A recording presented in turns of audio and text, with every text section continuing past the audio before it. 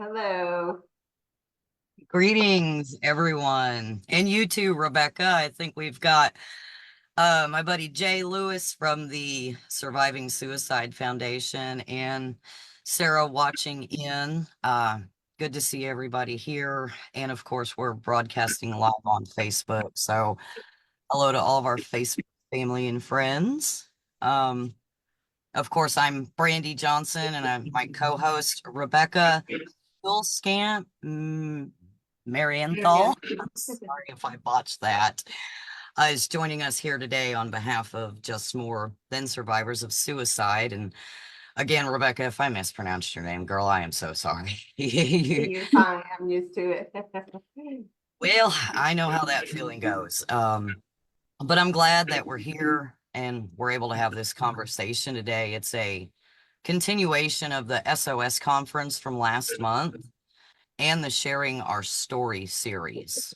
Um, so, we're going to talk about it. We're going to talk about mental health and suicide. We're going to share some stories. We're going to share some information and education. Um, and the focus for World Mental Health Day this year is mental health in the workforce.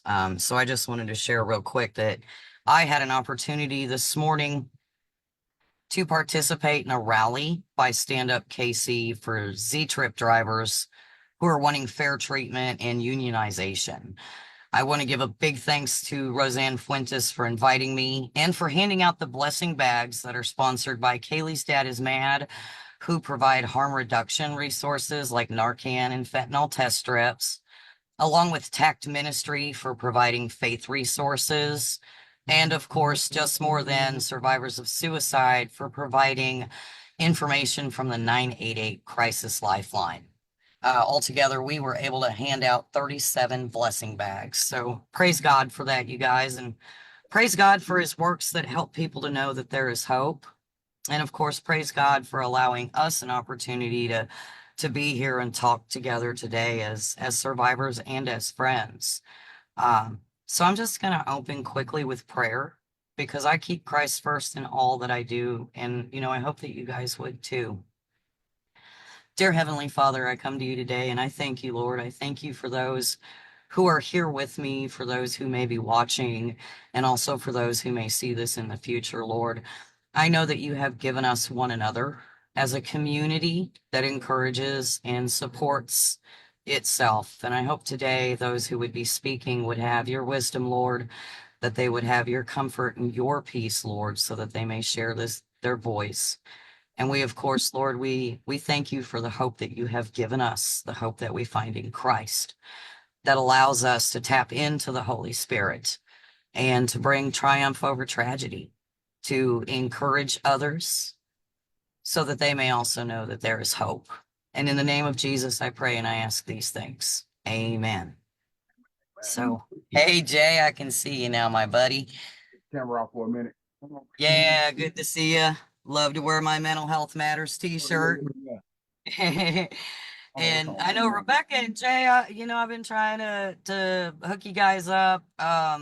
You're in Nebraska, Jay. Rebecca is all the way in Arizona. So JMT goes farther than Kansas City. And you yourself, Jay, you've started a nonprofit, the Surviving Suicide Foundation, after losing your son and your wife. So we're really glad to have you here today. It's good to have a male perspective. But today is a worldwide focus on mental health. So in recognition of that, I just wanted to share quickly, before we let Rebecca take the stage, about women in Afghanistan. I watched the BBC News, and they had a special segment not that long ago about the suppression of women in Afghanistan. For a very short period in time, they were allowed to go to school. That was a big victory for them. But the right to education has been taken away from them again. And the Afghanistan government and leadership, they're asking for women to completely cover their faces and to not even speak in public in exchange for their basic human rights and freedom, like learning to drive or, being able to go to school. And in the BBC special, the women of Afghanistan, they were risking their lives to speak about how they literally feel suffocated physically and mentally, just because of not only the clothing they wear, but because of the things that we can't see, the oppression that they're going through and the oppression that they're suffering is taking a toll on their mental health. They've been affected, and in some cases they've become suicidal. So I just wanted to mention that because it's very important, especially today on World Mental Health Day, for us to recognize mental health around the world. These women are part of a culture where mental health does not have a huge focus. And I think that we can help them break that stigma by sharing their story. But of course, we have a few other stories to share here today. And before I share more about mental health in the workplace and some mental health information later on, as well as risk resources, I want to give our co-host Rebecca an opportunity to take the floor. I know as suicide survivors that it's very important for us to focus on our mental health. We are more at risk for suicide and mental health illnesses from being survivors. And so a part of taking care of our own mental health is being able to talk about the mental health of our loved one that we may have lost to suicide. So Rebecca, I think you might have prepared some stuff for us today, and I'm glad to have you here with us. I know you lost your brother Brian to suicide, and he may have also suffered from mental health issues and illnesses. And I'd like to hear more from you on the subject and give you a chance to share with us what you've prepared. Yeah, thank you so much for having me here.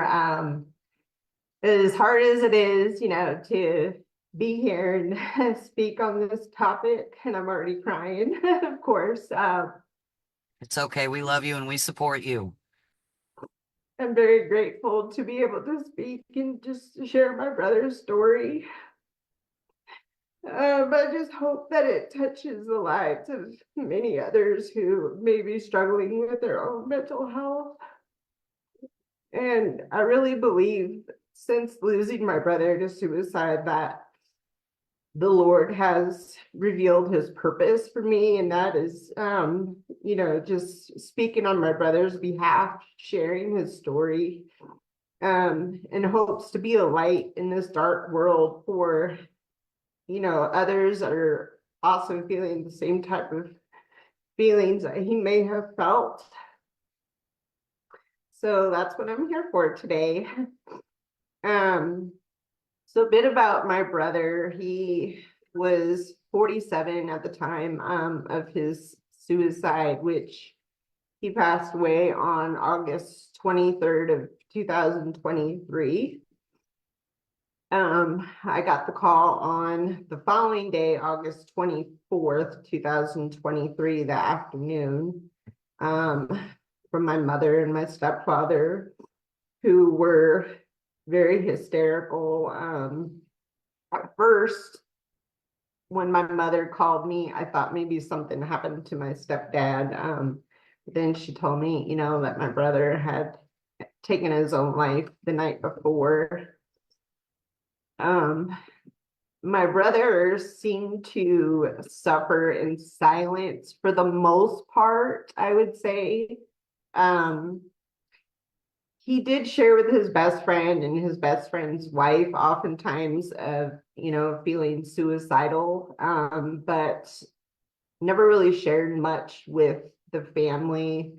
Back in 2018, he did come to live with me for about a year and a half, I would say he was with me.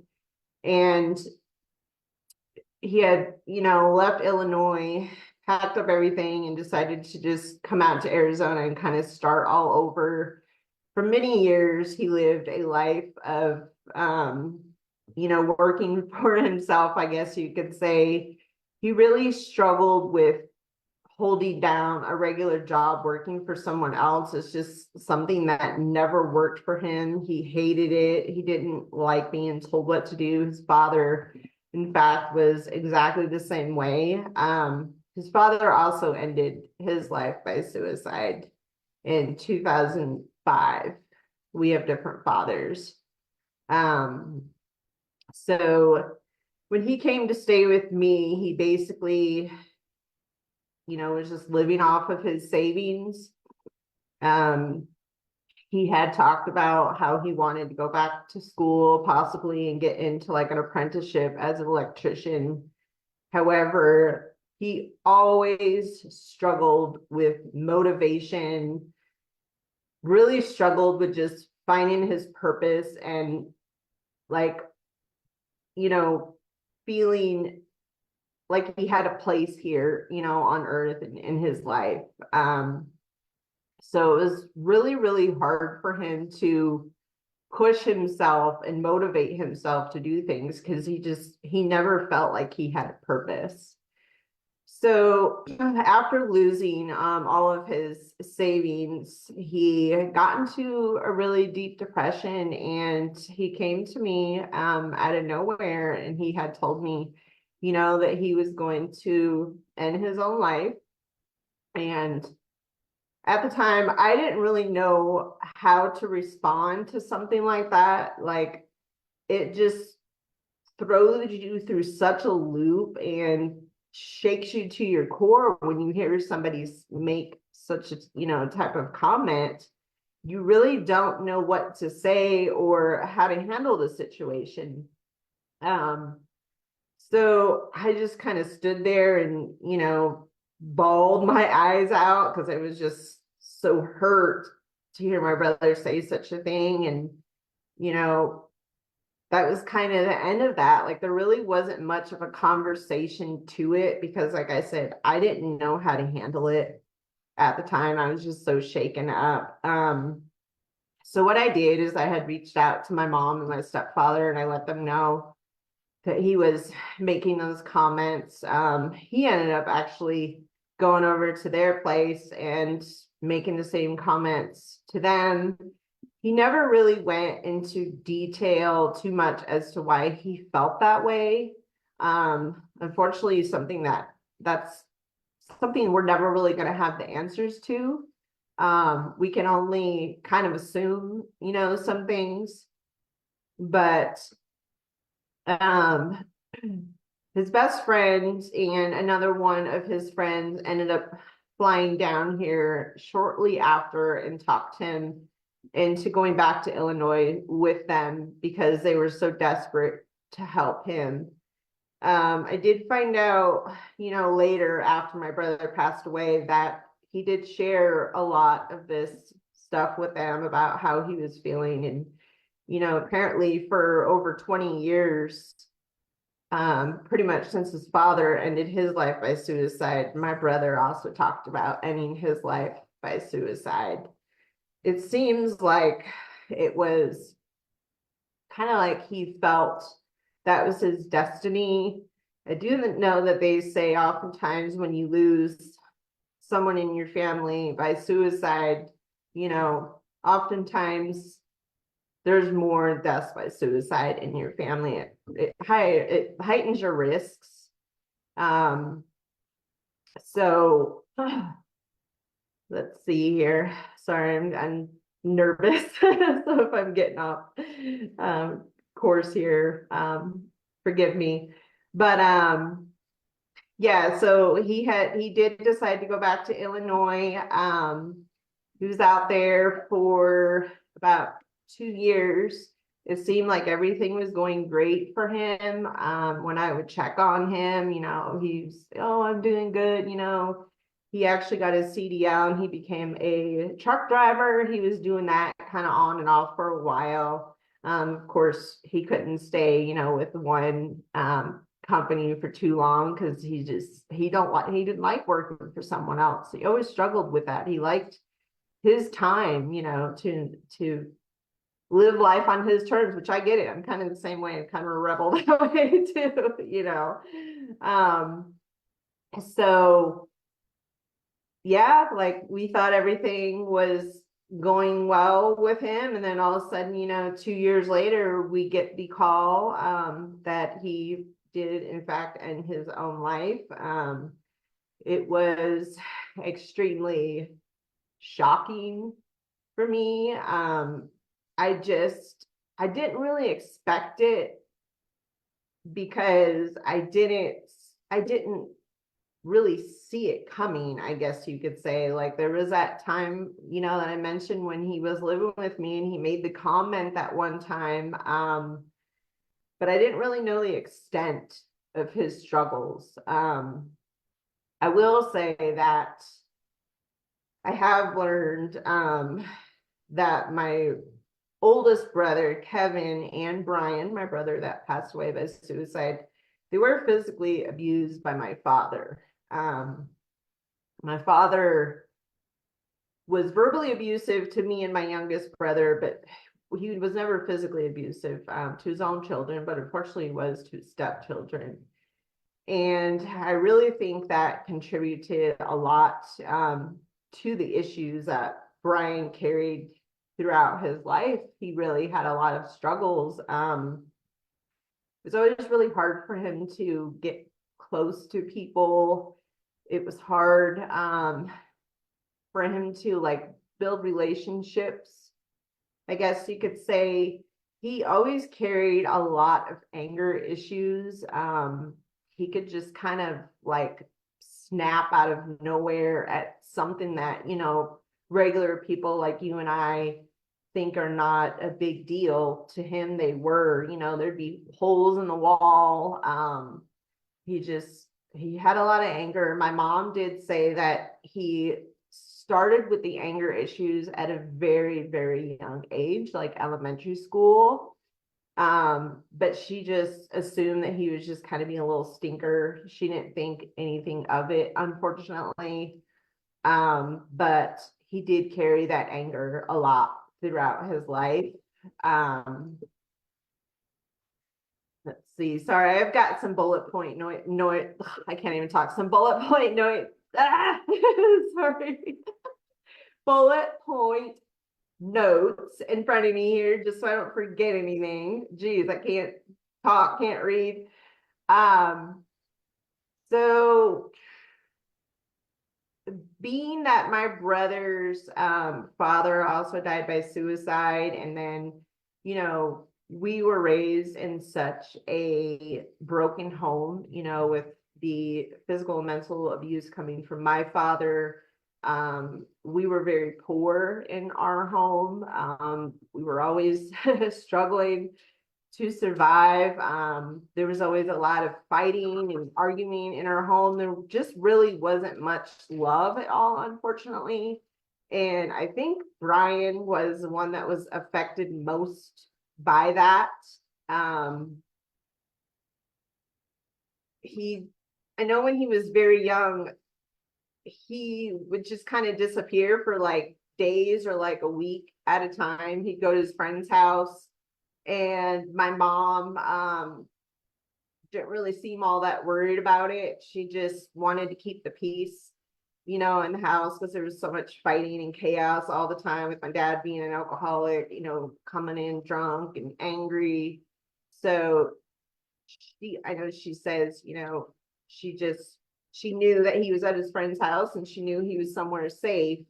But unfortunately, I think with that being said, Brian just never really felt the love that he needed, you know. There's just a lot missing for him. I know that my mother, you know, did the best that she could, of course. I don't blame her for anything. And of course, it's up to us, you know, to want to get better and to realize that we do, you know, have something going on. My brother's best friend and his wife begged and begged and begged Brian to get professional help. They even like offered to pay for it. They tried and they tried and they tried, and he was just not open to therapy, unfortunately. I think he did realize that he had some type of, you know, deep-rooted issue, because they did mention that he did say he didn't feel right, you know. Something interesting recently, my mother and I were having a conversation, and she told me that several years back, Brian had come to her and asked her if something had happened to him you know, when he was much younger, if someone may have sexually abused him or, you know, done something just really inappropriate to him. My mom says, not that she knows of, but I just think it's interesting that he asked such a thing, because I don't think someone would be asking something like that if it wasn't put on their heart. Like, I don't think people feel things like that unless it's you know, true, unless something like that happens. I'm a firm believer in intuition and, you know, strong feelings, and I really think that something happened to him and he had that intuition. Maybe he was very young and he just couldn't, you know, recall exactly what happened, and that's why he came to my mother. So I also think that probably contributed a lot to his depression as well. You know, just all these different things, you know, just put him in a really bad place. Um, Let me see if I'm missing anything else here. Sorry, guys. So something I do want to share is when Brian was younger, he had lots of friends. He was always out, you know, playing with his friends and riding his bike and, you know, just doing all the things that the normal kids would do. Also, he was in trouble a lot, unfortunately. He was a very troubled kid. He he spent a lot of time in the juvenile detention center, you know, just for like stealing bikes and, you know, stuff like that. He did eventually grow out of that in his early 20s. There was, you know, nothing with him getting in trouble with the law anymore, anything like that. But I totally forgot my whole point and why I was bringing this up. Sorry. You That's are what. perfectly fine. I just wanted to mention that.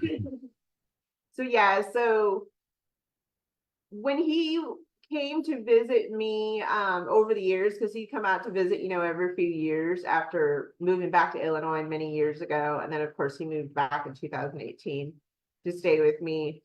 I did notice, especially when he came to live with me in 2018, he would spend a lot of time at home. There would be times where he wouldn't leave home for like a week or two at all. Like he wouldn't go anywhere. I wouldn't, you know, hear the shower running. So it's like he would take showers sometimes for days.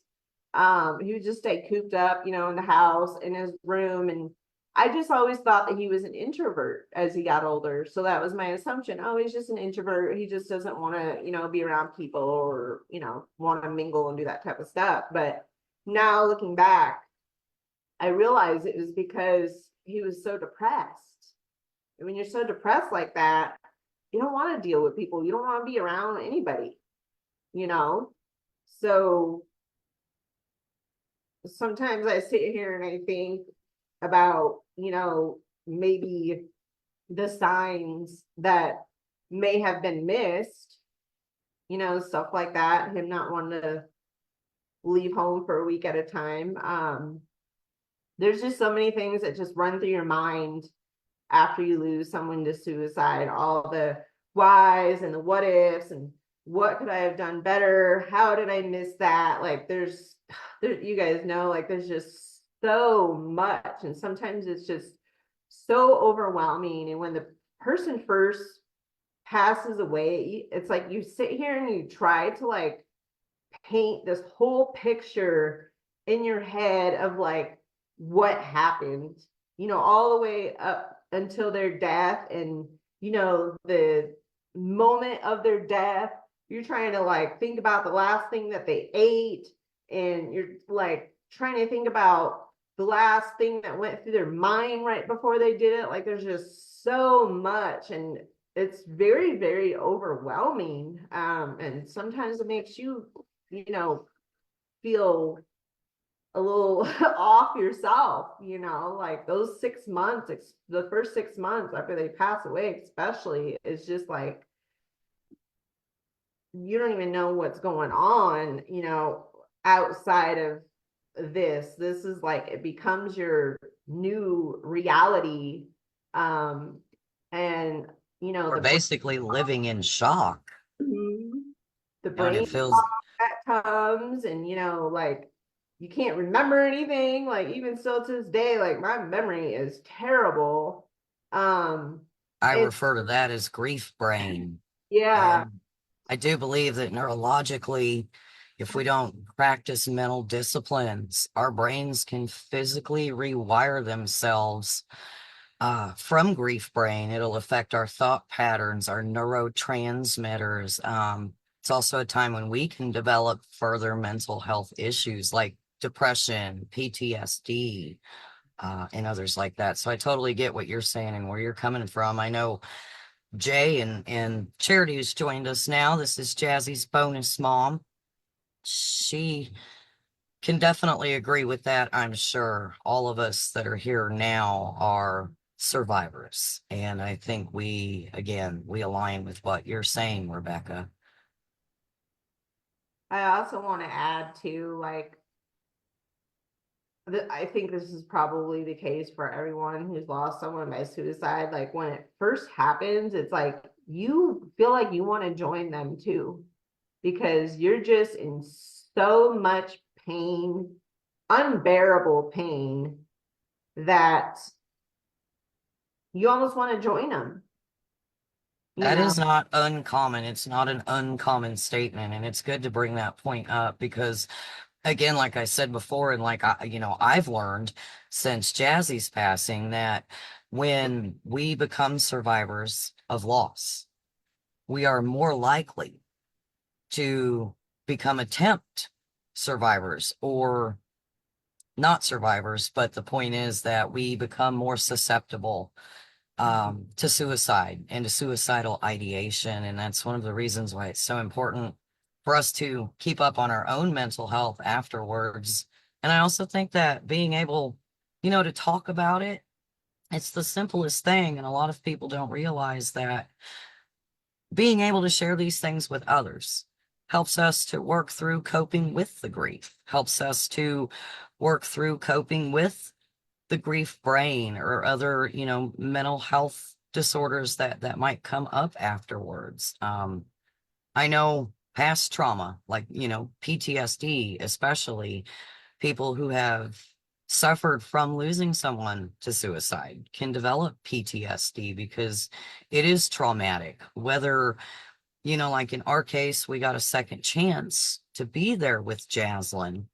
But in many cases, like yourself and your parents, you're getting the phone call. There is no chance to sit in a hospital room. There is no opportunity to make a decision to donate an organ or to try all that medical advancements can give us. So it's very important that we talk about our mental health. And you mentioned a lot of things in Brian's past that send up almost every red mental health flag in any psychology book you could read today. I think one of the biggest, and this is not a professional, a lot of folks know I study, but from what I've learned, that past childhood trauma, growing up in a household where you have a substance use disorder, you've got mom trying to keep the peace, and bless her heart, really, because that's not easy either, especially in a time and a society when, I'm sure we're in our 40s. We're not embarrassed to admit that. Many of us already in our 40s, maybe even nearing our 50s. We are, what is it, the Gen X, barely millennials, but the generation before us, they didn't talk about mental health openly. And the generations before them, it was stigmatic. So we're one of the last few generations when mental health didn't have a voice. So for mom trying to keep the peace, brother trying to, you know, run away from that situation, and something else you mentioned too, it affected him later in life. He was an independent contractor, which I support entrepreneurs. My husband's an independent contractor. We know just how hard that financial struggle can be when those calls for work aren't coming in, when the bigger companies are snatching up all those little jobs. Finances and steady work contribute to good mental health. And I've actually got some stuff I'm going to share about that. But again, everything that you mentioned, from his pulling away and disassociating afterwards, the other aggressive, like the holes in the wall, things like that, it sounds like he could have had diagnosable conditions, but without being able to talk about things openly, without having a culture and a society that feed us information and tell us that it's okay to educate ourselves or encourage us to talk to our loved one or help us understand how to approach them in a safe space. Because a lot of times people suffering with mental health disorders, they may not yet want to acknowledge that disorder. They may not even notice it themselves, or acknowledging it, they may feel like is them showing a sign of weakness, or that they would become a burden on other people. And a lot of these factors contribute to suicide. Suicide itself is complex. It's not always just one event. It's a series of small events that lead up to a cataclysmic moment when they have tunnel vision. They want to stop the pain that's going on around them. They don't have what we would call rational thinking. And I know a lot of times we might think, well, what was that person thinking? Why didn't they know that I cared? Why didn't they know that I love them? And I don't think that it's not that they didn't know, but that at that time, they thought they were relieving pain. They thought they were ending a burden. In some ways, they may have thought that they were not only helping themselves, but helping others by thinking that, well, now no one will have to worry about me, or no one will have to deal with me.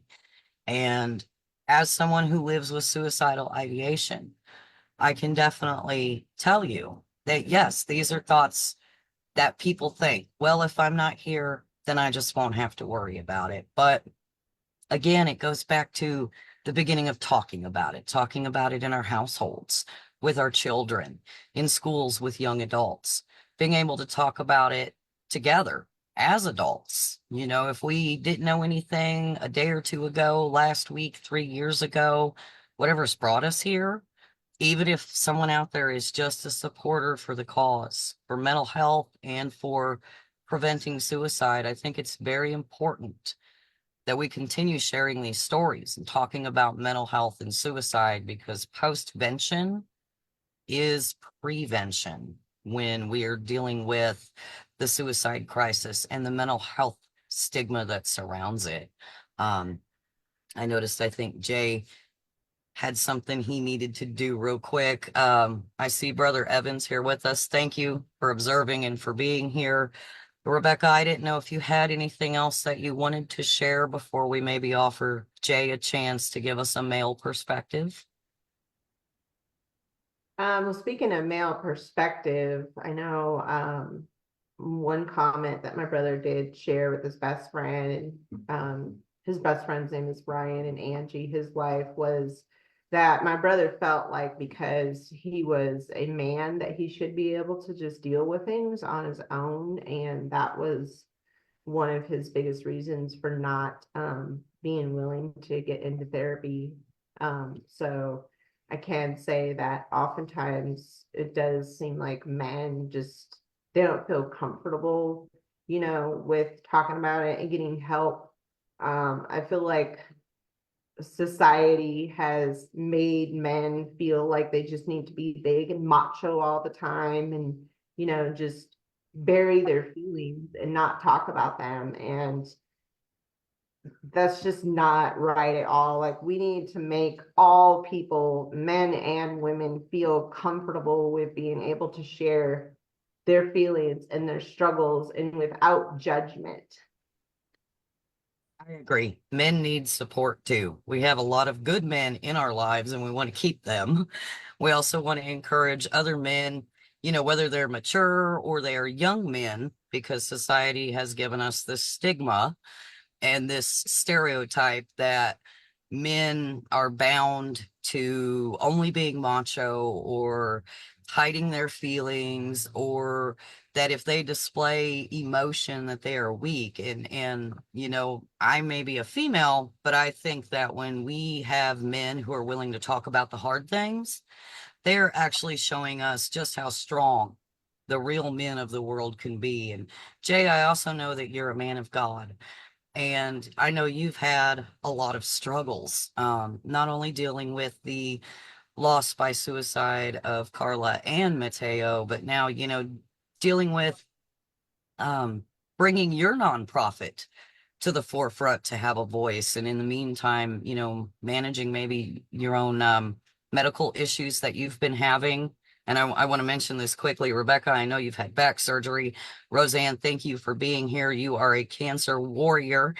Girl, I'm glad to see you. And Jay, you know, you had shared with me recently some of the medical issues that you were going through. So I am praying for all of you.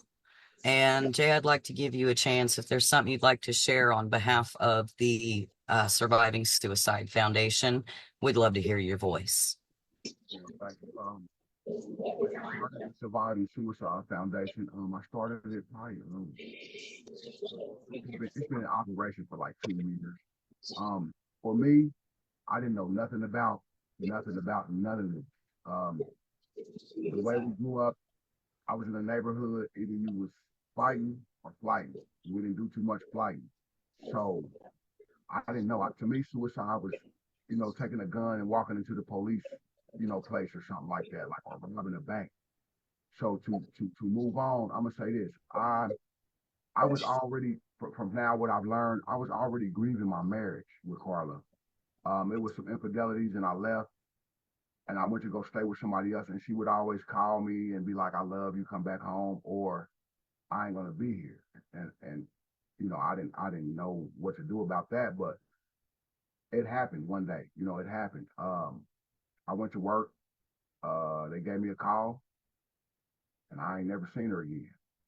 I wanna I want to elaborate on what Rebecca said about picture what happened. I never did that. But what what what really took me away was I never got I did get a death certificate or autopsy. And when I read it, it was messed up. It was messed up what I read. I don't know why I got it. I wish I wouldn't have, but what I read was it was ill. Like my wife passed away from they said low impact car wreck. She was doing like 37, and I didn't understand that. I wanted to hurt somebody. I wanted to find out who did something. I wanted to, I wanted revenge, and it wasn't nothing to revenge. It wasn't nobody. I didn't understand that part. Now, when she passed away, I got more into this, and I was speaking with a lady named Barbara Reyes. And she was mentioning to me that like all the stuff that I was going through at that time when I talked to her, she was like, I'm a candidate for suicide. But I was telling her like, nah, I ain't gonna kill myself. No, I want to be here. I got too much to do. Um, as I was, as I left my wife or my marriage, I was in Vegas and I spent the night. The next morning, my mom called. She was like, baby, you sitting down? I was like, Mama, what's up? Talk to me. Man, she told me what happened. She said, Mateo just shot himself. Oh, I don't know. I lost it, dropped the phone, whatever. Then I called her back probably like an hour later, like, all right, what hospital are we in? And that was like a second heartbreak. She was like, nah, baby, he ain't coming.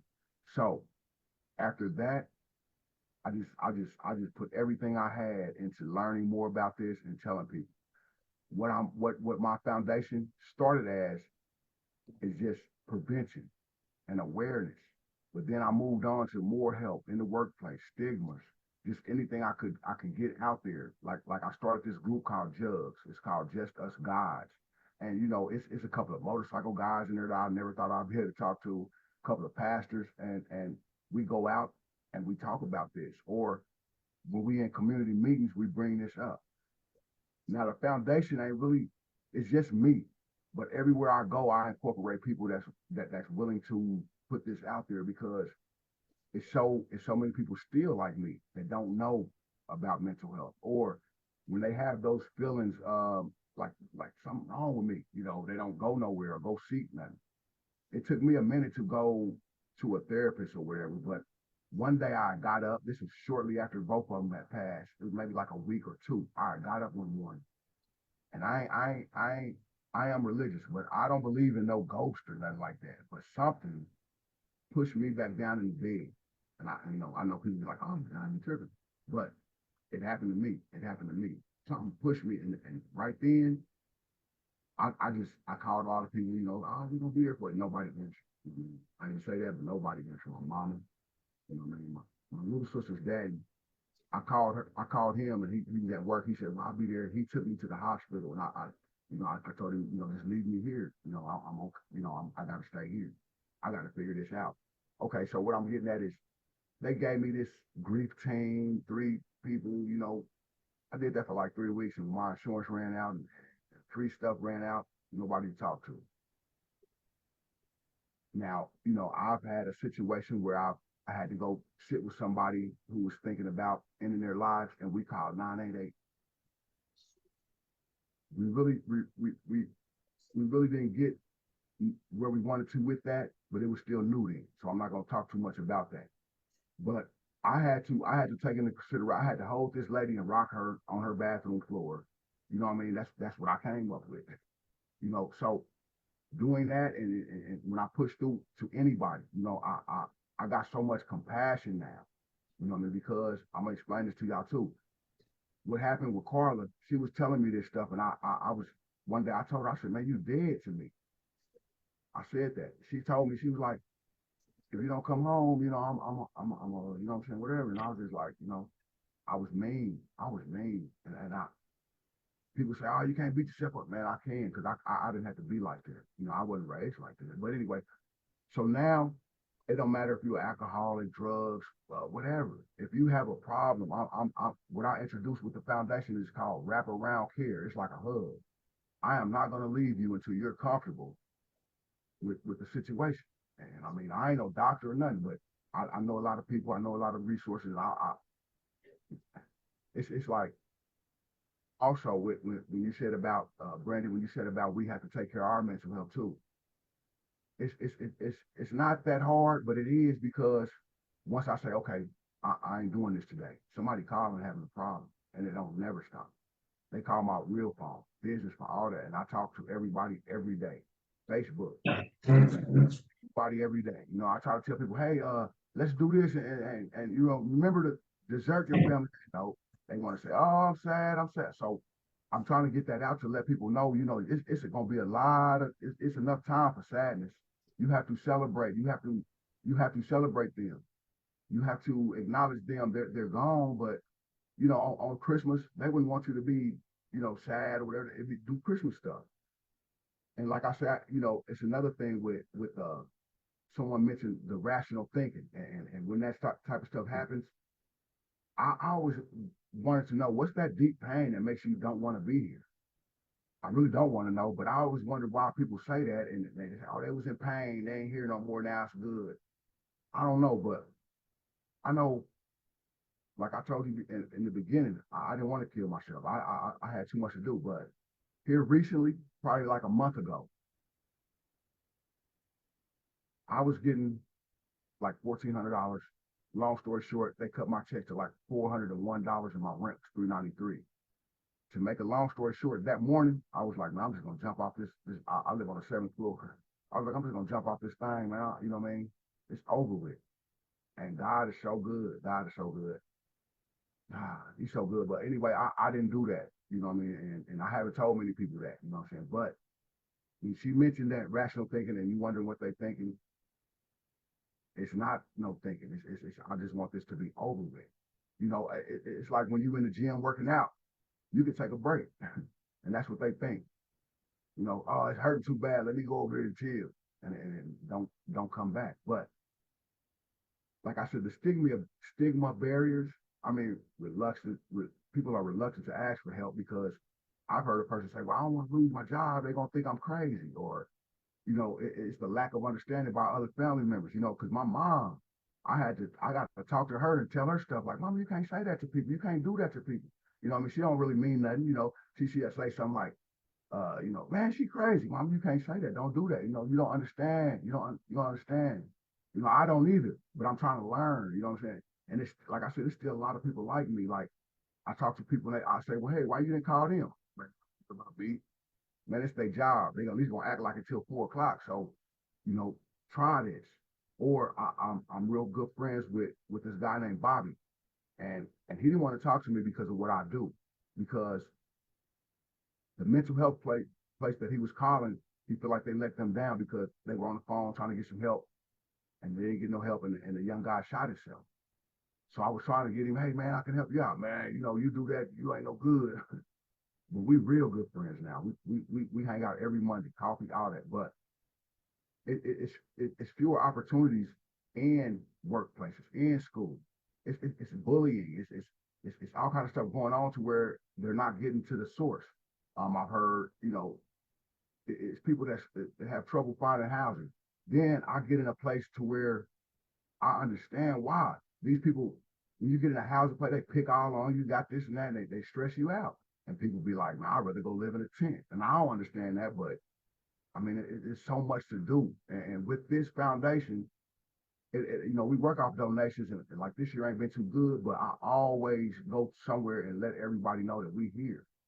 I mean, anything we can do for you, anything. You know, I don't have a lot of money, but I always have came out of pocket to help somebody. Like I don't mind that. My thing is, I used to be bad, so everything when I wake up every morning, when I wake up, I pick out things to do that's gonna make sense, good stuff. I go down to the homeless shelter, look around. If somebody looking, I'm going on. You know, I see somebody on the bus, hey, you need a ride, whatever. You know, hey, if I hear somebody looking for a couch, hey, let's go get you a couch because I don't want nobody to feel sad. And when Rebecca was crying, man, that hurts me so bad, man. I don't know. I'm a man, but I'm always been emotional. I ain't never been scared to, you know, cry or let a lady know how I feel. Or a man, hey man, you getting on my nerves. Or, you know, so that's what I try to put in jugs. Man, say what you need to say, man. If somebody rub you wrong, let it out. You don't want to be thinking about they don't like you. You ain't even talk to them. You don't even know. And this change, I notice it because of people saying it to me. I like it though. So what people see, like, okay, let's say I go back to my old neighborhood, you know, the guys, they know what I do now, and they respect it, you know, and they ask me stuff. Hey man, what about when I feel like, you know, and I love that, you know what I mean? Because at first they wasn't gonna talk to nobody. So if they're gonna talk to me, I'm going to listen. Now we can be, you know, we got the surviving site and we got a mobile app, you know, it's gonna be on our Facebook page. And if anybody wanna come there and you know, Brandon, you got a whole platform there waiting for you, you know, so I don't mind, you know, having help. But one thing that's happened to me that really hurts me is, you know, I advocate for some people. I've done stuff for big companies, and they ain't really, they ain't really been there for, you know, for people. You know what I mean? That's what I'm scared of. I don't want nobody to think that's me. Oh, he just trying to get a grant because I've seen it. I've seen it. You know, I need a therapist. Oh, wait till December. Like, dang, you know, it's rough. It ain't, and I don't want to keep saying, you know, you're not alone because those people that's dealing with that at that time, they are. At that moment, they are. Yes, yes. Like, When it comes to, sorry, Jay, when it no, you comes good. to the larger organizations, a lot of them that are government operated. I'm not a political expert, but I think it's called the trickle down effect. This is in no means a political spiel, Yeah, that's but what what I want to explain is it's like a pyramid. You know, we have a government that is providing resources to these large organizations, and what those organizations offer should work its way down to the boots on the ground frontline organizations. For grants itself, there are some that are specific to research, and that research has to be done by these large statistical corporations like Pew Research or Gallup Research. They provide this information based off studies to the larger organizations who sponsor their research.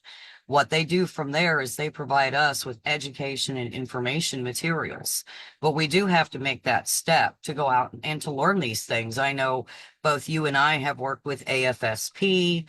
I have touched toes with NAMI, the 988 crisis line, especially the dedicated funding that we have available in Missouri, has allowed me the handouts to provide to people, which is a huge help in getting the suicide crisis information out there. But it is sometimes hard because people go to some of the larger organizations not really understanding what their capabilities are. And also not really understanding how our smaller organizations like Surviving Suicide Foundation, Just More Than Survivors of Suicide KC, we are the individuals and the family members that are affected by suicide loss. And it's our networking in our own communities that helps put that word out there so that other people do actually start to recognize that, hey, this isn't just something the big organizations tackle. This is something that they feed information to us to empower us so that we can go out and to do the works that faith has inspired in us. And so that's why, it's extra important for me to be able to not only give a voice to everybody else that's in my community, but to point out that, hey, there's another organization over here. And this is what he's doing, or hey, here's my friend over here. She wants to join in and we're going to give her a platform to share her voice. Or down here's my girl, Roseanne, who calls me up and says, hey, we're having an event. Why don't you bring some blessing bags on up here? So it really makes a difference when we go in knowing what to expect out of those larger organizations. But I also think that people don't know unless it's something that we talk about. And Jay, from your perspective, we not only hear from a man's voice from the trauma and tragedy that you've suffered, but you also bring a culturally diverse voice. Roseanne and I are in the Missouri area. Yes. That's why I mentioned going back to the neighborhood. Like I'm from Kansas Yes. City. I live in North Platte, Nebraska. That's far, but my family. But when you talk about neighborhood, you're talking about my Yeah, neighborhood. yeah. You're And you know talking what about I'm saying? Midtown, I stayed Troost over there too. Yeah, Avenue, my auntie Trail stayed right over there. Boulevard. I mean, you're our version of Tech Nine. I'm gonna put that out there, buddy. But you, a lot of people may not know the Surviving Suicide Foundation is founded out of, is it Hershey, Nebraska, Well, and I started it Omaha when area? I started it when I was in Missouri. So Okay, like but it's just yes. like, yeah, but when I moved back to Nebraska because my son passed in Omaha and my wife was here too. So I moved back here and developed it here. I think I filed taxes in Kansas. So it's like I still go everywhere. Like we was just up in Atlanta. I went to Atlanta with Yes. a friend, and anywhere I go, I'm bringing this. Like that. This is my Amen to passion. that. This is my But you passion. got your kickoff here in Kansas City, Missouri. Yes, ma'am. Yup, with bars. So, Bars. man, peace and love to you, brother, on that one. But in our area, especially Jackson County, a lot of the culture will not talk about mental health, whether it's the African American culture or even the Latino culture. I have some friends, Roseanne, my friend Rossi, I have a friend Elizabeth out in the Independence area, in which we know if you go out 24 highway, you're going to get into another area of poverty, substance use, other types of, mental health illnesses that affect the Jackson County area. But this goes farther than just Kansas City. We know that mental health and suicide, they are an issue worldwide. And that's why earlier, like, I mentioned about the ladies out of Afghanistan. It's really hard sometimes to focus on such a global quantum issue when we have so much going on right in the locations where we're living.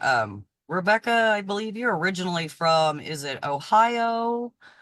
No, Illinois. Okay, I am so sorry. I don't know. I think it's Scott's from out of Ohio. But since we have started this endeavor, sharing our stories, helping to break the stigma, talking more about suicide just from the two groups that Jay and I have. Now we are connecting with people throughout our country. I myself participate with survivors of bereavement by suicide from out of the United Kingdom.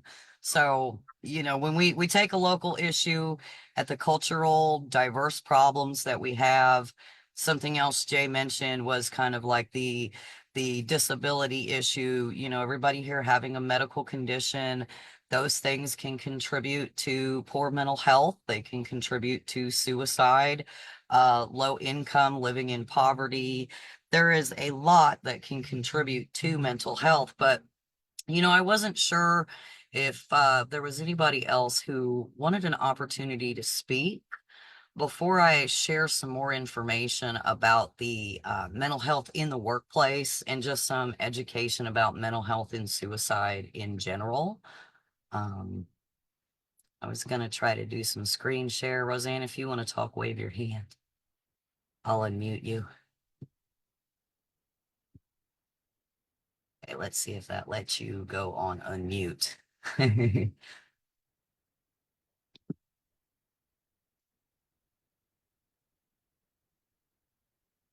Whoops. There you go. You should be Hello. able to talk now. Good to have you with us. Good evening, everyone. I got to work up the courage to do it. All the courage Where I did Jay seen you go? display this morning, you might have might have to muster up some more of it, my friend. Oh, where do I start? um, Well, I know that you're a survivor of attempt and that you are currently going through cancer treatments. You've started chemo recently, but you are welcome to start anywhere that you feel comfortable.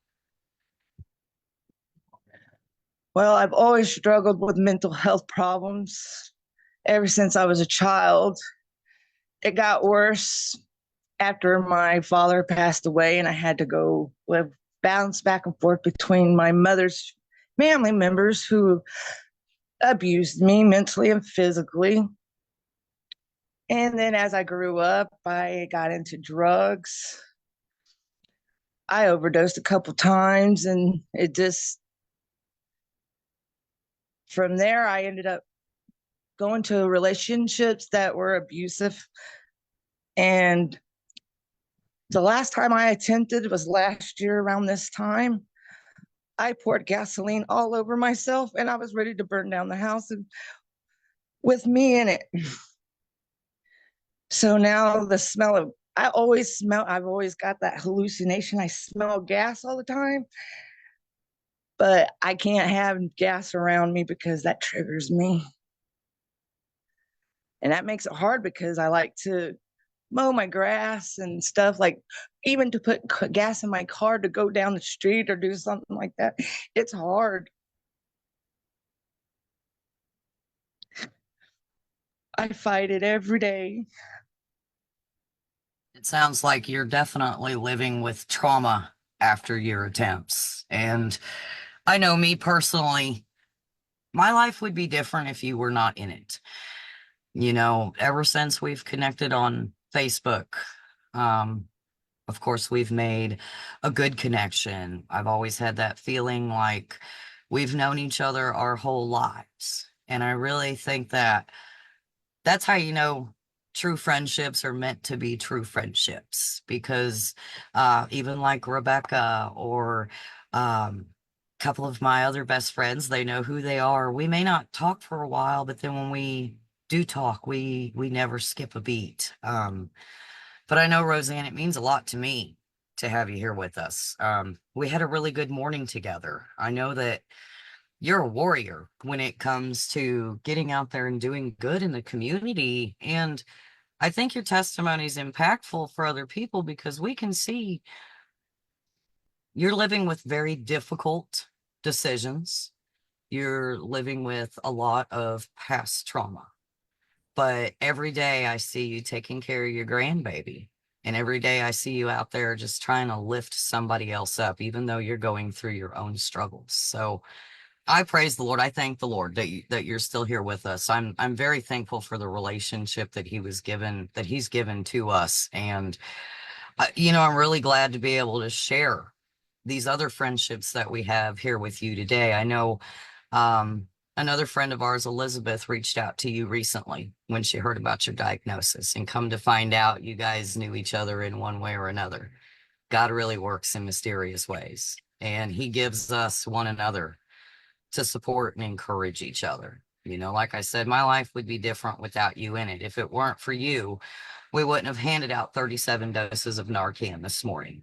There are 37 people out there whose lives will be impacted, and that number could easily double if they, find a situation where they have to use Narcan.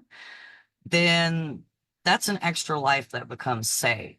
That's the potential. I'm no mathematician. 37 times 2 is 74. That's 74 lives that could have been affected because you thought more of other people than you do of your own problems. Instead of sitting at home, I know you could have canceled this morning and you could have decided to stay home, but you were brave and you got out there, and it's you who called me and said, hey, let's bless other people today. So I really hope that, anytime you're struggling, reach out to me, and I'll do what I can to get you support, to support you, to pray for you, but also we have a lot of people that all of us can reach out to. And I really can't thank you enough, Roseanne, for sharing your story, because it takes a lot to be able to talk about the hard things. And we've heard a lot of hard things here today. We really have. Because I never really talked about my attempts. When I talk about it, people shame me, and so I just keep to myself. Well, and that's part of that stigma. I can tell you, I believe a lot of people who may not be able to emotionally support other people, they may be struggling with their own problems. And a lot of times we may find that it is hard for somebody else who is struggling to give the kind of emotional support that we need. But everybody needs and deserves emotional support, mental health support, because nobody should have to suffer alone. And I see Charity's joined us. I don't know if she's picking up the kiddo from school. Charity, was there anything you wanted to say? Yeah, I'm on my way to get summer from school. Glad to see you here, though. But For anybody all I who got, hasn't met Charity, sorry, Jazzy's bonus mom, you guys. I'm glad to see you, girl. We are sister moms in this together. right. I know with Jaslyn and getting that phone call that night was probably the worst phone call I've ever received. And then the worst phone call I've ever had to give was to call you and to tell you what happened. That was like the most devastating thing. That was a phone call we never thought we'd have together. It didn't do. And then to hear the funeral home tell us that they've never seen a divided family work so well together, to hear the hospital say that about us, that we, even in our beginning years of togetherness, we didn't see eye to eye, but we've grown, both of us, and I grown to know what a mom is, because I wasn't a mom when I entered the kids' life, and it was a hard thing I know for you to have another woman in the picture with your kids, and it took us a lot for us to grow together. I think we came a long way. I don't think we could have raised those kids without more than one of us. Honestly, right. Raising children is not easy. And to see, even though, you're almost kind of like the bonus mom for my daughter, because you were right there next to her with her sister. You hugged my daughter like she was your own. You gave her the support that she needed. She's really enjoyed it. She's enjoyed the fact that you remember her when you go and do all these things to remember Jaslyn, all the walks, and that you always grab something for Summer so Summer can have those things to remember those things and be with and have those things for her sister. It's a big thing that suicide is so quiet, but it needs to be more loud about it, because it's not nothing to be ashamed about, because in all aspects we've all had the thoughts here and there on would be better off. But to live through it, and that's the worst thing in the world. You know, I got to live with her dad, who knows that him and his daughter got in an argument that morning, and that night his daughter did the worst act ever, and now he blames himself. He struggles every day with blame. That was he the cause? Did he do this? You know, and I have to talk to him, and I got to explain to him there was more demons in our daughter's mind than just an argument between her and her dad. And James has always been a good man, even though he doesn't want to admit to being a sensitive man. And exactly. You know, as moms, but, as mothers, I think it's so hard for us to watch our spouses and to know that as men, they either feel like they blame themselves, where James is living with survivor's guilt, you know, and Jason says, I should have done more. You know, we hear them say the things that might sound cliche to others, but are the actual reality of what our husbands are living through. I mean, daddy's little girls, that's one heck of a connection. And then with us doing, you know, Jocelyn's funeral and all that, and then me having Summer go to school and her sister go to school and tell her school she wants to take her life because she doesn't know how to live without her sister. That was devastating. How could I go through it with two babies? Summer's in that age category of 10 to 18. I'm talking 10 years old. There are children out there younger than she is now, because, you know, it's been a year and a half, but Summer's in the youngest age category of people who are susceptible to suicide because they are a survivor. Yes, you know, I find out that through all the grief counseling that I found within Kansas City. Kansas City Hospice has a place called the Solace House that offers free grief counseling for families. And I was very fortunate to find that and have Summer go to all the camps and everything so she could understand. How do you explain to a 9-year-old all these things that it's impossible because you don't know how? And then you find out that counselors, they all tell you have to be honest. You have to tell the truth. I never in the world thought I would tell my 9-year-old that her sister took her own life. I never wanted to say that. We left this story that Sissy fell and hit her head. And that's the story I was going to live with for the rest of my life. But the counselors say that you have to be honest. You have to tell the truth, or they will come back. They will come back and get you in the end. And so honesty is best. You got to be open. You can't have judgment, or you lose in the end, and it's not worth it. I've came to learn through us losing Jaslyn that I don't care. I don't care what my kids do. I don't care what they say. I don't care. I just want them home.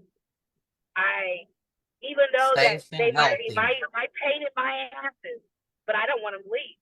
I want them to stay home because at least at home, I know they're okay. When they leave the house, I don't know what's going on. I don't know what's happening.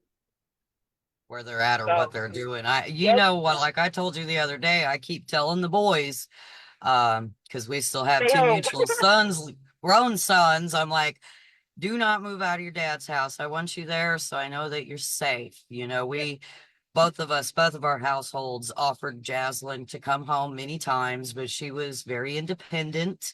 And she even said to me, she goes, Mom, I love you, but I can't live with you. I'm like, I get it, because I'm completely independent in that manner. And I didn't go back to my parents' house either. So I'm definitely with you, like, Mom. Just come home. And she'd be like, nope, I can't come home. I don't want rules. I'm like, well, I'm sorry. She was so independent. That is one of the things that I loved about her. But I also think that, you know, her independence contributed to a lot of us not knowing what was going on. I know that Yep. she shared a lot with you, a lot of things that even I didn't want to face at that time, going Right. on with the partner that she was living with. And Right. there is still a huge part of that untold story, Charity, that I will be putting together in my Right. own documentary later this year. And, you know, I'm going to talk to you and ask you guys again if you want to talk. But I when we think you'll talk, get me, but I don't think you're gonna get Daddy because Daddy. I don't think yeah. that would be a good comment for Daddy. Well, we But might have to beep you are out more most of than what he says, welcome but to call me, and yes. I will. We'll talk more about that outside of Yeah. here, but that's one of But the reasons it's a why we great also company. wanted to hear from Jay this afternoon and have that male voice in that group with us, because we understand, you know, whether we have lost men in our lives to suicide or whether we are supporting another man's mental health in our lives as females. Hey, Brandy. It's very important I'm for gonna us to have hop. Jay with I'm gonna us. hop Yep. off here. It was really nice Okay. to hear you Thank you, guys. Charity. My little girl, and I don't think this is a conversation she needs to hear Yeah, twice. get her picked up from there and we'll keep it PG-13 for her. All Thanks, right. Thank Charity, for you. being with Bye. us. Bye, Bye. guys. Well, bye, Charity. I want everybody else to stick with us here. I really appreciate everybody who has spoke with us this afternoon. I'm going to attempt a screen share here in just a few minutes, but I didn't know if there was anybody else that had another. Jay, you got something you want to fill us in, brother? Turn your. Can you hear me? I can hear you now. Talk loud, buddy. This the thing. I just wanted to share real quick. That gave me the opportunity. Grace Manley with the AFSP. I did the lost suicide lost quilt, and it's being displayed at the Quilt Museum in Lincoln, Nebraska. And they got my name on there and everything. But yeah, I did. I think it was like 93 pictures, and people was like, "Oh, you okay? You okay?" Well, like I said, God is so good. You know, I got that done, got everybody's name, everybody's stuff right. And, you know, it wasn't no sadness. I just wanted to put that in there, you know, because all those people were gone. So I did that, and, you know, we're trying to do more. Wow, my hat's off to you. Make sure if you haven't, send me some photos, or if you've shared it in a post, send it my way. That way I can go ahead and share it out in the JMT group as well. I of course have the list of names that is always growing. I'm going to start circulating that again. Um, you know, it's sad to see names get added to it, but at the same hand, I want to help other friends and family members continue to share the names of their loved ones as a way to help us continue breaking the stigma. Not just the stigma that surrounds suicide, but the stigma that surrounds mental health. But again, I was gonna try to give us a screen share here if it will let me.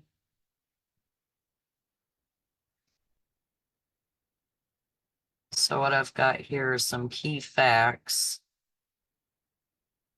See if we can go down. And this website here is World Health Organization. Their focus again this month is mental health at work. So when Rebecca was speaking earlier, you know, she shared with us that Brian was pretty much a guy who worked for himself. He struggled working, you know, those 9 to 5 W-2 positions. I myself have been an entrepreneur and decided to get out of the field of like accounting and bookkeeping so that I could pursue ministry and nonprofit work. But some key facts about mental health and the workplace. The first one that we have here from the World Health Organization: decent work is good for mental health. I honestly believe that God has given us purposes in this world. He gives us the busy work, as it says in Ecclesiastes chapter 3. this work that's given to us is a way to help us understand and enjoy the things in life that are considered as gifts that God has given us. So, you know, decent work is good for mental health. I believe it's also good for spiritual health. But poor working environments, including discrimination, inequality, excessive workloads, job insecurity, these things pose a risk to mental health. They say here also that 15% of working age adults were estimated to have a mental disorder. This is, of course, back in 2019, but an estimated 12 billion working days are lost every year to depression and anxiety. So, of course, mental health does affect our performance at work. There are effective actions to prevent mental health risks at work and protect and promote mental health at work and support workers with mental health conditions. So that's one of the reasons why I was glad to have the opportunity to go to the Stand Up KC event today and to be able to hand out, along with the harm reduction and faith resources, necessary tools like the 988 crisis line information to those Z-Trip workers. You know, right now we know that they're fighting for a fair wage. They are fighting for equality against racism. They are fighting for safety.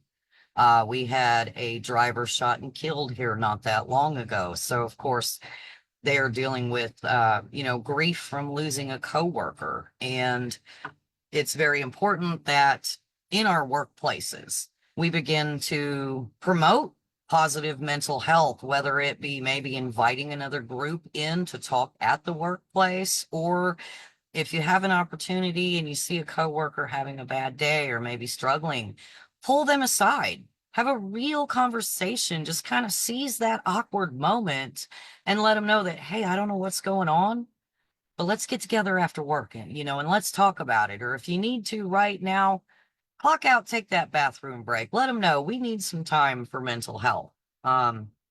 So again, it's just very important that we also understand what mental health is. And let me see if I can scoot these things out of the way so that it doesn't distract the whole screen. Technology is not always our friend, but here we have a page that I wanted to share with you guys from the CDC. And basically this first little paragraph here helps us actually understand what mental health is. So mental health includes emotional, psychological, and social well-being. So how we feel, any type of mental illness we may already have, and the environment, the culture that we live in. It can affect how we think, we feel, the way we act. It can change our behavior.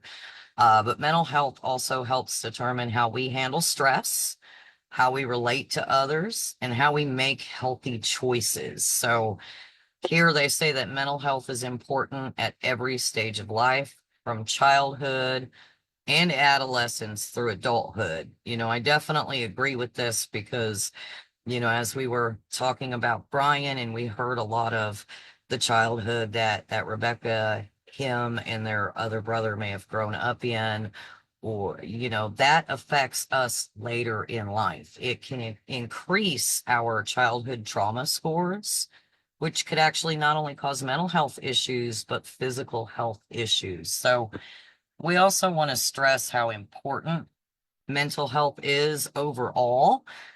And the CDC tells us that mental and physical health are equally important components of overall health. And for example, that they give depression increases the risk for health problems like diabetes, heart disease, and stroke. And the presence of chronic conditions can increase that risk for mental illness. Our mental health can change over time. It depends on a lot of different factors, depending on the type of stress that we're put under, the type of resources that we're straining can affect how we're able to cope. And our mental health could be impacted If, let's say, somebody's working long hours, you're taking care of a relative, maybe you're dealing with your own physical disabilities or illnesses, maybe you're going through a financial crisis, all of these things can day to day affect our mental health. So we also want to share that these mental illnesses are common. More than 1 in 5 US adults lives with a mental illness. 1 in 5 youth, which is ages 13 to 18, either have now or had in the past a seriously debilitating mental illness. This is one of the reasons why I'm a NAMI supporter. They have a huge focus on helping families deal with mental illness in youth and in young children. About 1 in 25 US adults lives with a serious mental illness. We are also going to list some of these illnesses here on the next screen, but a few of them that they've shared are schizoaffective disorder, bipolar disorder, and even major or manic depression. And here, if we look where it's highlighted in blue, one of the things that causes a mental illness is what we call an adverse child experience. This can be tested, and the score that comes out of that test is what we call an ACE score. So when a child has a history of trauma, abuse, physical, sexual, even witnessing violence, if they have a history of maybe family members having substance use disorder, being in and out of prison, this can add to the number of adverse childhood experiences that a young child or young adult may go through. And as their ACE score increases, their potential for mental health and physical health disorders definitely increase. Something else that contributes to mental health is, of course, chronic medical conditions, brain injury, cancer, diabetes. I'm also going to throw in there the autoimmune diseases. There are, I believe, over 80 different types of autoimmune disorders. I believe fibromyalgia is one of those. So people who are living with these chronic conditions, maybe they're in pain physically every day. Maybe they have trouble with their health insurance company, getting scheduled to go to the doctor. All these things increase those experiences that can cause a mental illness. Of course, biological factors, some mental illnesses are hereditary. They can be inherited. My mother's dementia is Lewy body dementia, and it is inherited as a form that stems from her father's Parkinson's disease. Of course, substance use, using alcohol or drug illness, a person's potential to develop a mental illness, and having feelings of loneliness or isolation. I know, Rebecca, you mentioned in our sharing our stories last month that you thought Brian suffered from loneliness, and then also you mentioned he kind of disassociated while he was living with you. He had kind of isolated himself. Maybe he wasn't bathing regularly. Me personally, as someone who lives with agoraphobia, I get anxious about certain situations, and it may cause me to want to stay home.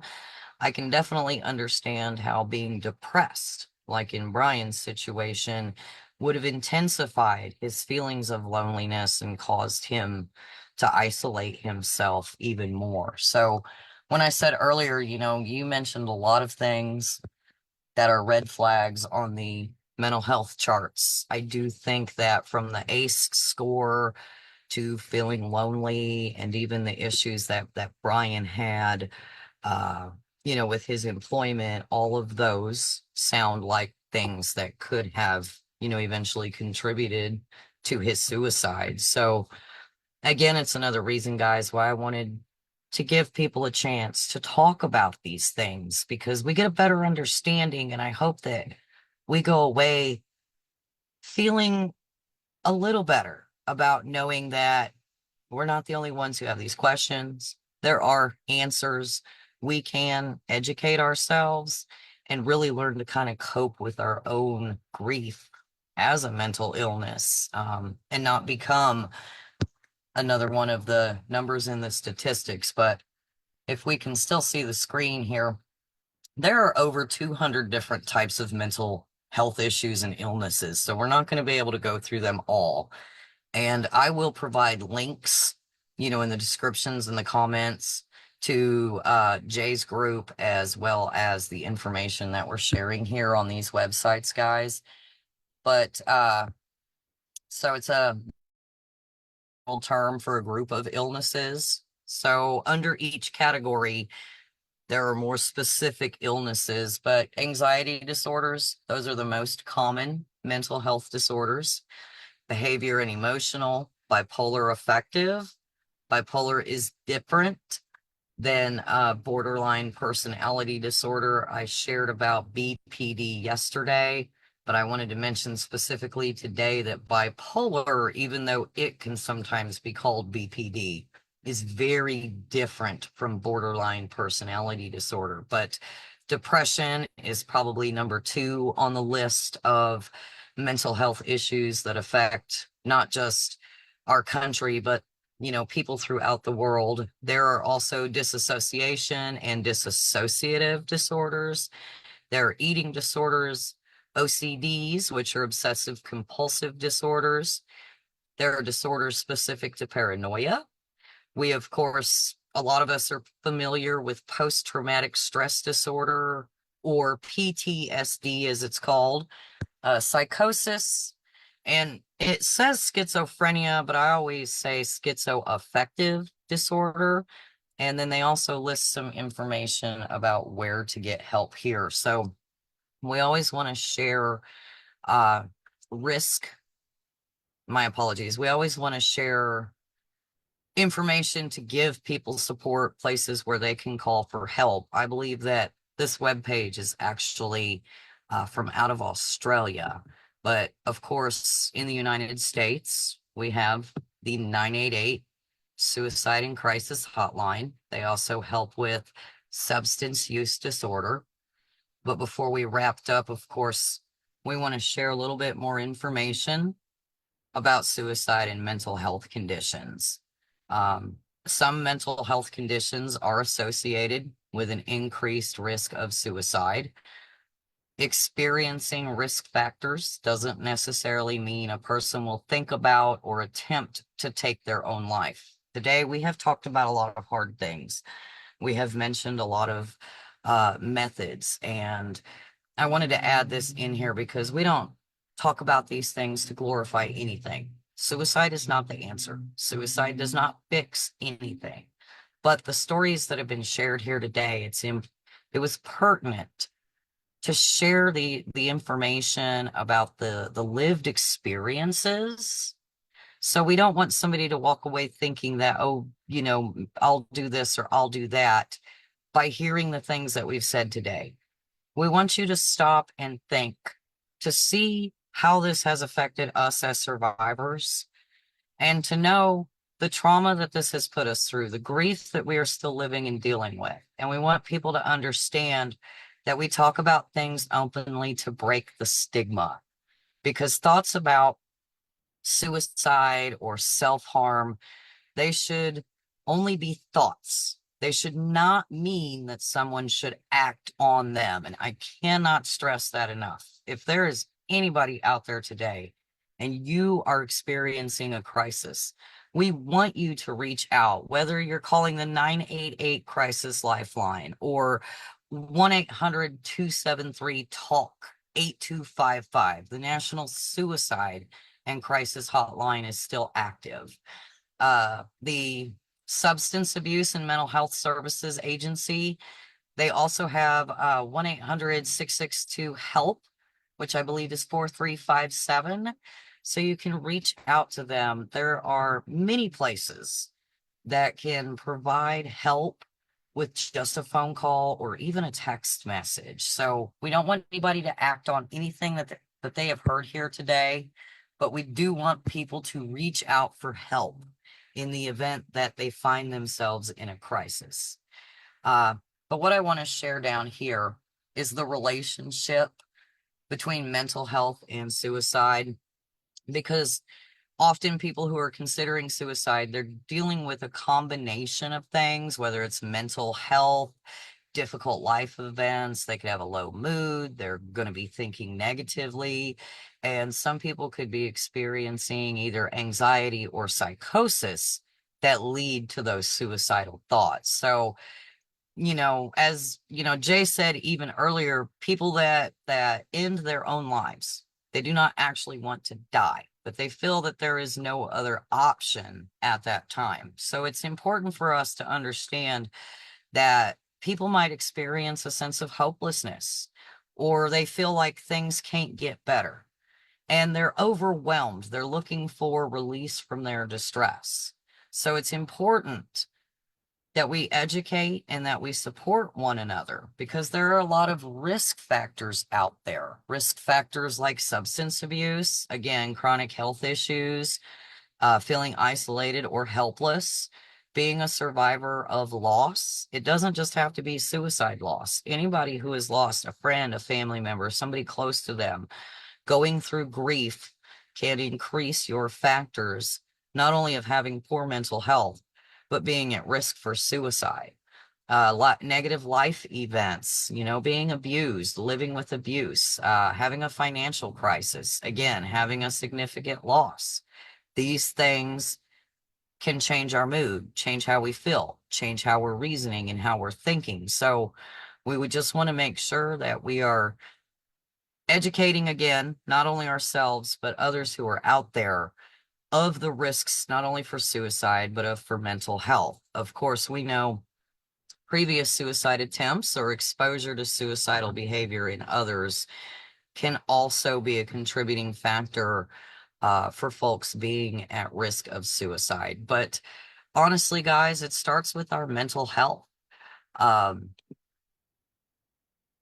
Lessening the risk for suicide begins with taking care of our mental health, whether we're at home, whether we're in the workplace, we're at church, we're out and about with friends.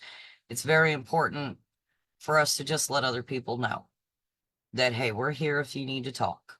And there are resources available if maybe they're not comfortable speaking with us. I know that has happened pretty commonly, that people don't really feel comfortable reaching out to someone else for whatever reason.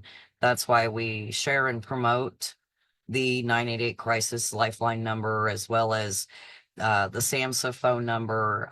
One other one that I really like is 741-741 text to talk. I am telephonophobic. I get nervous about being on the phone. So sometimes it's easier for me to just text. Plus 988 offers a chat line.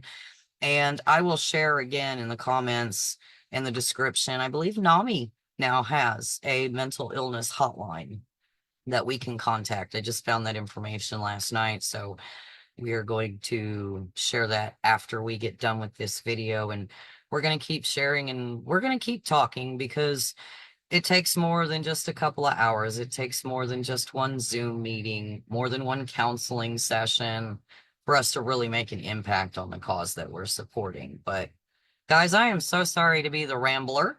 If anybody knows me, and they know me pretty well, they know that I can talk, but I really appreciate the opportunity to talk about something that matters so much to so many of us. Ladies, I didn't know if you had anything else you wanted to share this afternoon, or Rebecca, if you want to maybe give us a little bit of closeout. If not, I do have one other thing I'm going to share with us here at the ending. And this actually comes from last month and our SOS conference. Sometimes it takes me a minute to pull this information open so that we can share those crisis resource telephone numbers.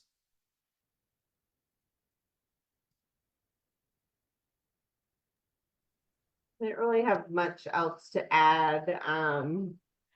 However, I guess kind of back to like, when you lose someone to suicide, you often blame yourself and you ponder on, you know, all the things that you wish you could have done, and if you could have done anything different, if your, you know, person would still be around. And it just like it eats at you and eats at you and eats at you so much. But what I have learned is once someone makes up their mind to end their own life, unfortunately, there's not really anything that you can do to talk them out of it per se. Once they've made up their mind, they've made up their mind, and they start to shut down from everyone and everything around them. Which I've learned is what Brian had done. I was told that he even looked like a, you know, completely different person on the outside. You know, the last time that his best friend, his best friend's wife saw him, he just, like, he said goodbye and just kind of, you know, stood there with a blank look on his face, like no emotion. So like you mentioned earlier, like they really disconnect themselves from, Yes, they disassociate in some cases.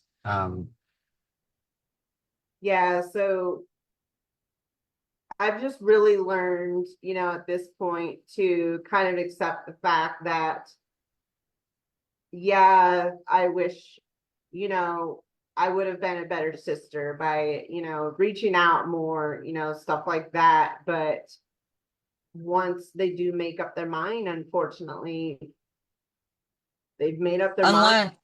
Unless they've called and they've told you this is what I'm going to do, it makes it really difficult. But I would like to say, if someone has reached out to somebody, one of the first things that we can do, if we're able to, and we may not get this opportunity, but remove any lethal devices, any kind of firearms, medications, sharp instruments. But, and I know, like in my daughter's case, we got stepmom, bonus mom. I don't like to say the word step, my apologies. Charity. She got the phone call from the partner after they had already left in the ambulance to the hospital. We were not told in advance that Jaslyn was making suicidal comments. So without the partner in the household right there next to her, contacting us and saying, hey, you need to come and help her, or removing any lethal means by, you know, on his own, we don't always, in some cases, get that chance unless we are right there, right next to them. So I'm sorry, I didn't mean to stop you, but I wanted to include that because a lot of people live with survivor's guilt.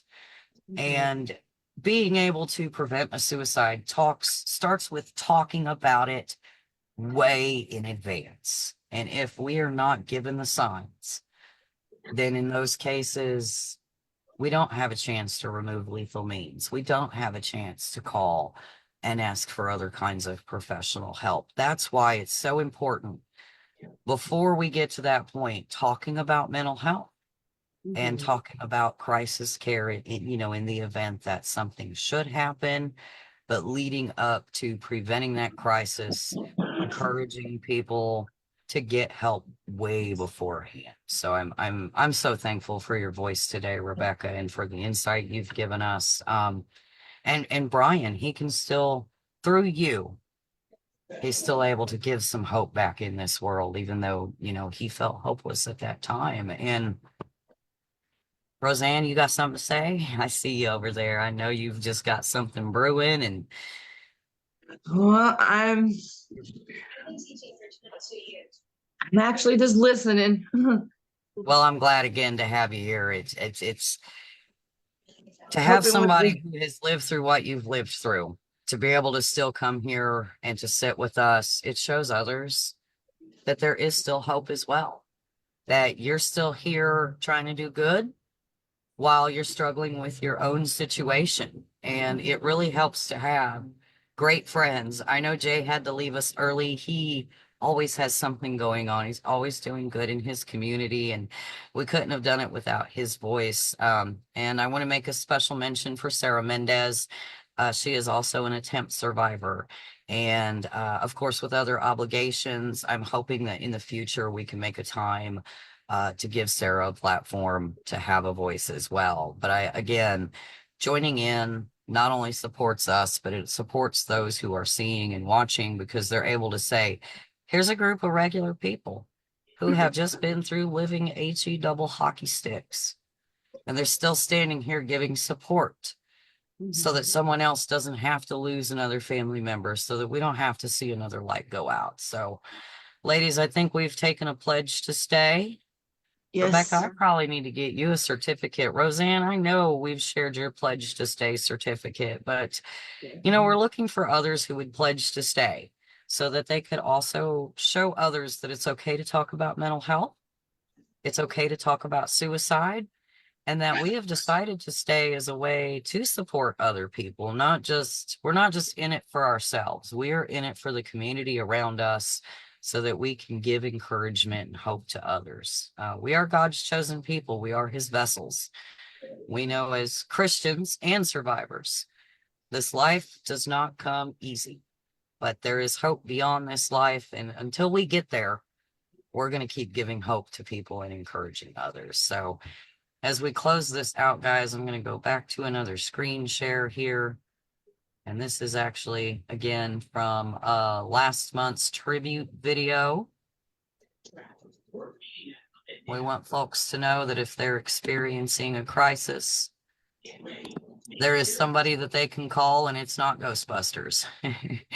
So if you're in a crisis, call, text, or chat 988. Press 1 for veterans. We lose 22 veterans a day to suicide. Prima dos por español, porque la salud mental es importante por todo, gente. Si está en un crisis, puede llamar, mensaje un text y habla la línea de suicidio prevención 988. Also, for the 988 line, you can press 3 for LGBTQ support or 0 to be connected directly. There is also 1-800-273-8255. My apologies, because I said that one incorrectly earlier. The National Suicide Prevention Hotline. There is 741-741, text to talk, for those of us who are anxious about talking on the phone. You can just send a text message. Or there is also the Substance Abuse and Mental Health Services Association hotline at 1-800-662-4357. You don't have to memorize those, guys, but I do hope you share this information with somebody who may be going through a crisis today. On behalf of Just More Than Survivors of Suicide, not only in Kansas City, but around the world, you guys, I want to say thank you for joining us today. Of course, I hope that whenever and wherever you may happen to see this, that God will bless you, that he will reveal himself to you in your life, that he will help you to be comforted, to find peace, and to find purpose, even through the pain. So again, guys, I really appreciate you joining with us. Thank you so much to my ladies and our gentleman that was here this afternoon. Thank you for letting me join. I love having you. It wouldn't be the same without either one of you. Thank you to my co-host, Rebecca. Thank you. Appreciate you having me. Yes. Thank you, Roseanne, again, for sharing your story. Rebecca, for sharing your story. Thank you to Charity, to Sarah, to Brother Tony Evans, who I know was here with us and watching in. We know that you are the eye of God looking out above us. And thank you again to, I believe, did I say Charity and Jay? Did I include everybody? If I forgot anybody, I don't think I did, but thank you, everybody. It means a lot to me to have your support and to keep doing these things that are different and new, and stepping out in faith to help, you know, give that hope to someone else. So, all right, guys, if we have any questions afterwards, just send myself or Rebecca, you know, an instant message. I'm sure there's a lot that we can answer, and if we can't, we'll point you in the right direction. So, Roseanne, I know I'll be talking to you soon. I'll see you all on Facebook, whenever, wherever, guys. God bless. Bye.